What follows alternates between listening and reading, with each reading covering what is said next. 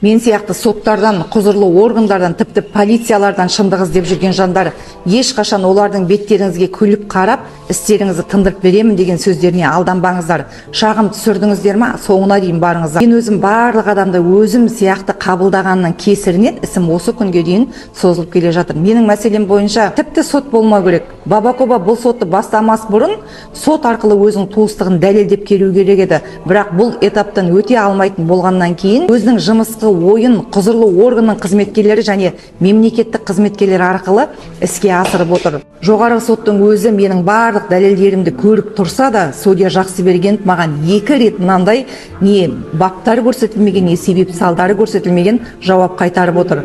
Егер менің ісім заңсыз болатын болса, неге барлық дәлелдерін көрсетіп баптарымен Мерғалиевтің қолымен жауап қайтармайды?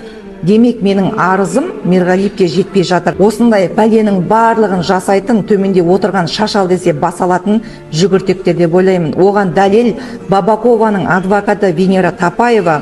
Мен әлеуметтік желіге қарамаймын. Гүлсімнің әлеуметтік желіге шығып жүргенін маған жоғарғы сотта отырған танысым жеткізді деп, менің үстімнен әкімшілік сот қозғап, бұдан кейін Бабакованың да менің де атымды атап әлеуметтік желіге салмасын деп сотқа берген. Бірақ мен ол сотты өзімді ақтап шықтым. Осы азаматтық сотта да өзімді ақтап жеңіске жететініме сенемін. Себебі әр пенде өз ниетінің жемісін жейтінін білемін.